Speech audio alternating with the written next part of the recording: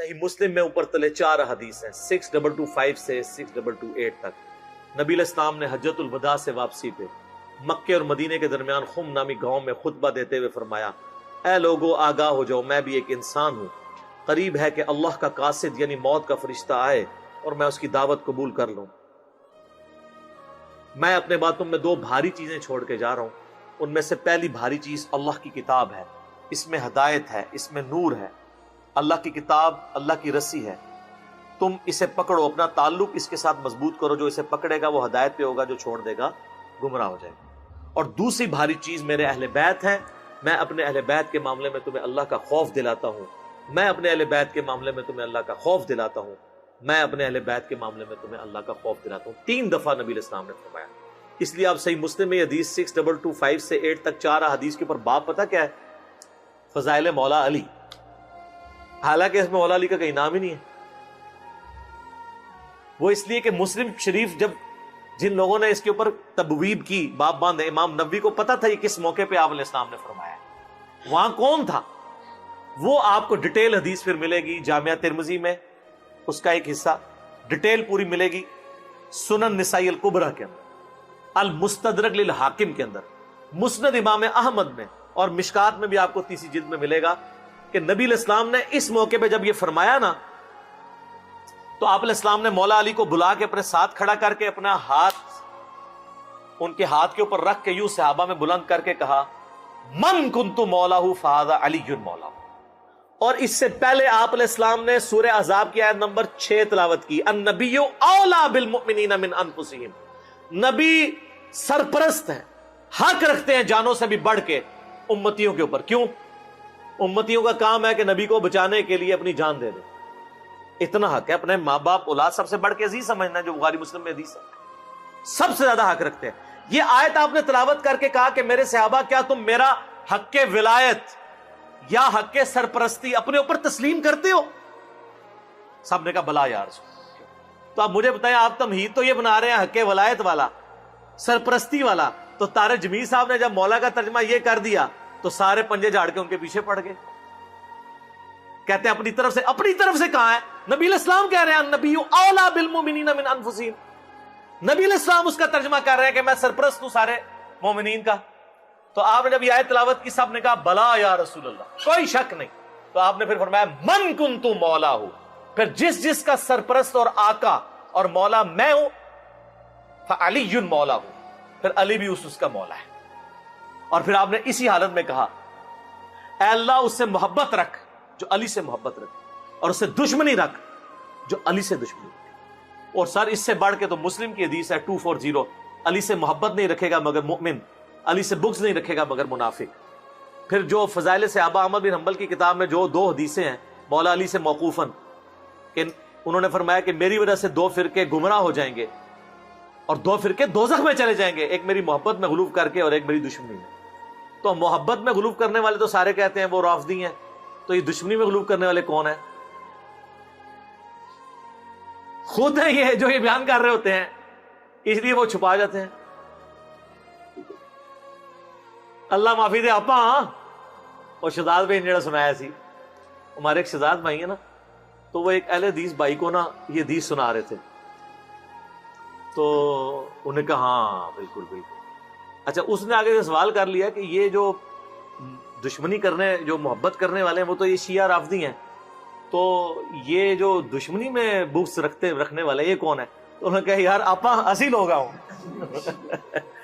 دیکھ لیں آپ، مولا علی آپ کہہ دیں تو چڑ سارے پنجے جھاڑ کے نکل لیے ہیں مولانا طارق جمیل حافظہ اللہ تعالیٰ کے خلاف۔ کتنی بڑی پرسنالٹی ہے، انہوں نے خیال بھی نہیں کیا، انہوں نے کہا طارق جمیل گمراہ ہو گیا، اس لیے طارق جمیل صاحب نے بھی ان پہ 4 تکبیریں پڑھ دی ہیں۔ ان کو پتہ چل گیا کہ یہ لوگ تو یعنی سچائی کو قبول نہیں کریں گے۔ تو یہاں مولا کا معنی سرپرست ہے۔ پھر وہ کلپ چڑھائے ہوئے بڑے بڑے مفتیوں نے، وہ کہتے ہیں جی آگے الفاظ پڑھیں، آگے لکھا ہے اللہ اس سے محبت رکھ جو علی سے محبت رکھے، اس سے دشمنی رکھ جو علی سے دشمنی رکھے۔ تو اس کا مطلب ہے کہ یہ مولا کا معنی تھا دلی محبوب۔ اور پیچھے پڑھو، پیچھے ہے النبی اولی بالمؤمنین من انفسہم، سمجھ آئی؟ جیسے بریلوی کہتے ہیں اگے پڑھو اگے صراط الذین انعمت علیہم، اسی کہنا پیچھے پڑھو پیچھے، ایاک نعبد و ایاک نستعین، قبراں نو منگنے والے نہیں، اللہ کو منگنے والے۔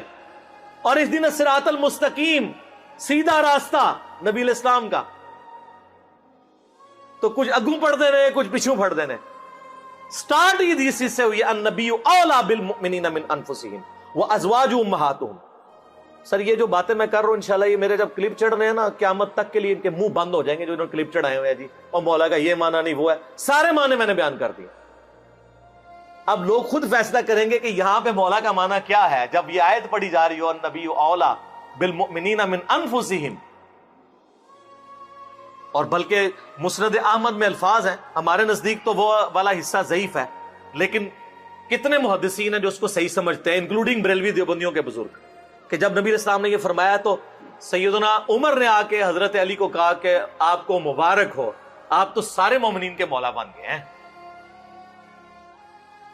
تو حضرت عمر جب یہ کہہ رہے تھے کہ آپ کو مبارک ہو آپ مولا بن گئے ہیں، تو حضرت عمر کو بھی پتا تھا میں مولا ہوں، تو حضرت علی کو کہنا چاہیے تھا کہ یار مولا تو تم بھی ہو، سارے صحابہ سے محبت رکھنی چاہیے۔ حضرت عمر خود مولا نہیں تھے کیا؟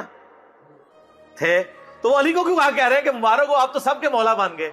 وہ سر وہ یہی والے مولا بنے، النبی اولا بالمؤمنین من انفسہم وازواجہ امہاتہم۔ تو یہ اکثر کہتے ہیں کہ جی وہ علی مولا کہنے سے وہ جو ہے نا پھر وہ اس طرف لوگ چل پڑیں گے، تو سر وہ تو آپ اللہم صلی علی سیدنا و مولانا محمد پڑھیں گے تو وہاں تو مولا نہ ہے جو قرآن میں انت مولانا فانصرنا علی القوم الکافرین، تو آپ دروشی میں مولانا پڑھنا چھوڑ دیں گے؟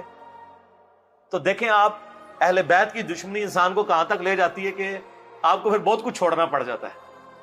تو بہتر یہ ہے کہ آپ صبح و شام تسبیحہ نکالا کریں، صرف ایک دفعہ کہہ لیا کریں کیا نہ میں وہابی نہ میں بابی، میں ہوں مسلم علمی کتابی۔ نہ ہم سو کالڈ وہابی ہیں، کوئی علمی بات کرے اسے وہابی کی گالی دے دیتے ہیں، اپنے زوم میں سے گالی سمجھتے ہیں، اور نہ ہم بابوں کا دفاع کرنے والے بابی ہیں، ہم علمی کتابی ہیں۔ تو مولا علی ہمارے مولا ہیں جی، اور انشاءاللہ ہمیں قیامت والے دن مولا علی کے ساتھ ہماری دعا ہے اللہ تعالیٰ ہمیں ان کے ساتھ محشور فرمائے، اہل بیت کے ساتھ محشور کرے، اور مولا علی کے دشمنوں کو، ان سے بغض رکھنے والوں کو آل امیہ کے ساتھ محشور کرے جن کی وہ طرفداری کر رہے ہوتے ہیں، ٹھیک ہے، تاکہ ان کو وہ کہتے ہیں بیان نہیں، وہ ایک اہل حدیث عالم مجھے کہنے لگے کہ یار وہ کٹر ناسبی تھے، پھر بعد میں جب وہ چینج ہوئے 60+ ایج ہے، کہتے ہیں میں نے جمعہ پڑھایا تو میرے ماموں بھی تھے جو اہل حدیث عالم تھے۔ یہ اہل حدیث کا حال ہے، دیوبندی بریلوی تو بےچارے بالکل ہی گئے گزرے ہوتے ہیں علمی طور پہ، پھر بھی اہل حدیث کی اپروچ پھر بھی علمی ہے، قرآن و حدیث سے شغف ہوتا ہے۔